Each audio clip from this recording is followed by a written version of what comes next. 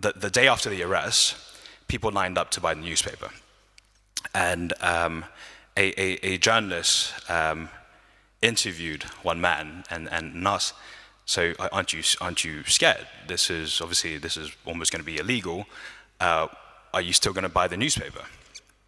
And the man turns around to him and says, in Cantonese, "O bati dumai," which translates to, "I'll buy it even if it's a blank piece of paper."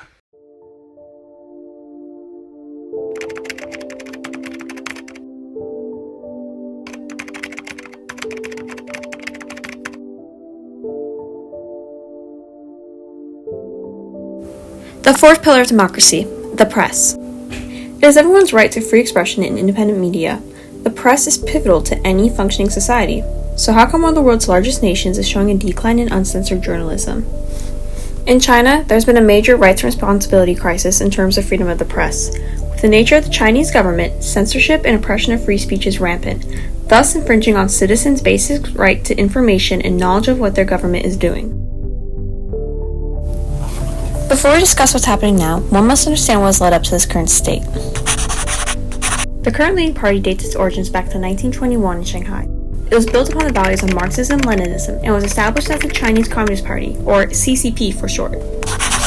Following the end of World War II, civil war ensued between the Nationalist Party and the Communist Party. This ended with Communist leader Mao Zedong establishing the People's Republic of China in 1949. In 1966, Chairman Mao launched a campaign to rid China of any capitalist elements, which lasted until his death of 1976. China was solidified as a communist, one-party state.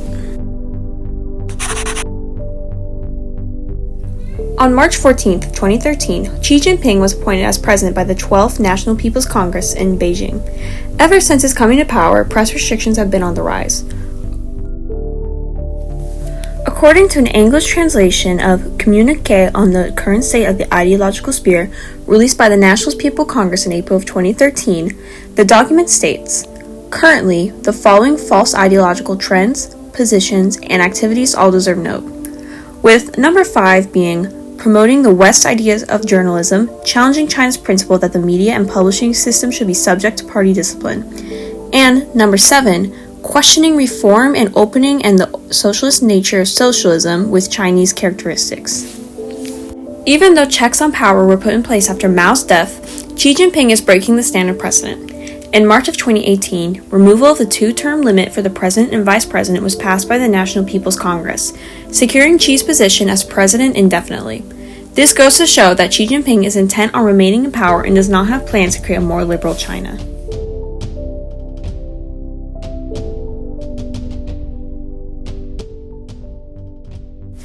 China's constitution states, "Citizens of the People's Republic of China enjoy freedom of speech, of the press, of assembly, of association, of procession, and of demonstration. The actions of the government do not align with the claim that free press is protected." Plenty of independent journalists have had to navigate the hurdles of China's censorship, but with President Xi Jinping coming to power, the crackdown has been stronger than ever. Just one example is the Yanhuan Jinchu, or Annals of the Chinese Nation magazine. It was known for reporting on the history of China.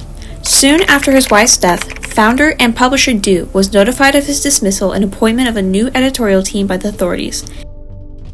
In a phone call interview, Du says, quote, "It came so suddenly. I never thought this could happen." End quote. Now, the National Academy of Arts has taken control over the journal with most of its original leadership expelled. Even prior to the appointment of Xi Jinping, the Chinese government has had a history of limiting free press, not only with Chinese journalists, but foreign reporters as well.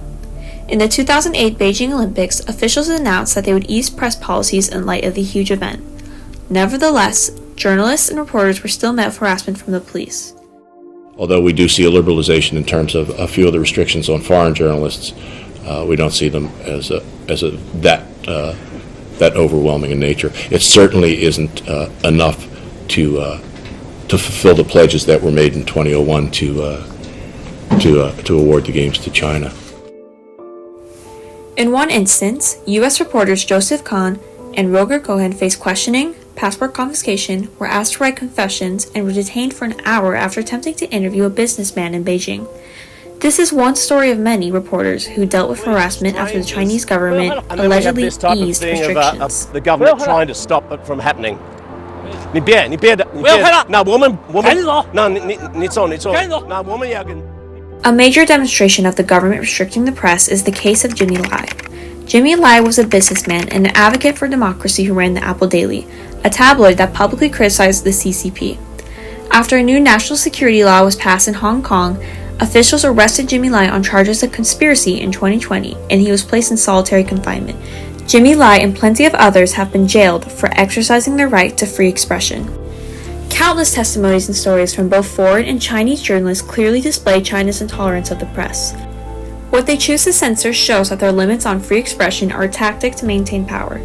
Preventing journalists from reporting on topics that would spark doubt in authorities and silencing advocates for democracy is the trademark of authoritarian rule. Free expression is a necessity, so what are the impacts of this lack thereof? Having independent media allows the public to hold their government accountable for their actions. It's like having a watchdog on what your government is doing. The Watergate scandal in the US is a prime example of the press fulfilling their role in that sense. So, without such a system, there is a loss of security for the people. Additionally, the cover-up of events has an element of danger to it. Sharing information is part of maintaining a safe society.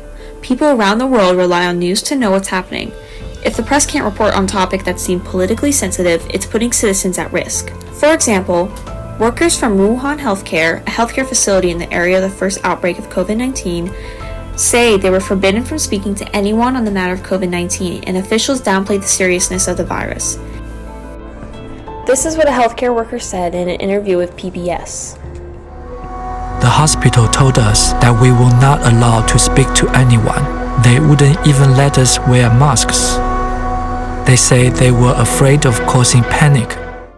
Had doctors and scientists been able to freely share information, it is possible more lives could have been saved in the early stages of the COVID-19 pandemic. Finally, if the government can trample on a basic right such as this, how far will they push the oppression of citizens for the same motives? What other individual freedoms can be cast aside? In conclusion, the nature of China's government has led to infringement on the rights of citizens and has virtually eradicated free press. Examples such as the arrest of Jimmy Lai, the crackdown on independent journals, censorship culture, and harassment of reporters reveals the immoral actions of the CCP. Citizens being informed is essential to democracy, and it is clear that their agenda is far from encouraging free discussion of different political ideas and views. China's intolerance of free expression, which should be an inherent right in any nation, is the epitome of failing to fulfill the responsibilities of governing a state. The next time you watch the news, read an article criticizing the government, write a social media post voicing your opinion online, think about how these seemingly simple things are the foundation of a free nation, a right to which everyone should have.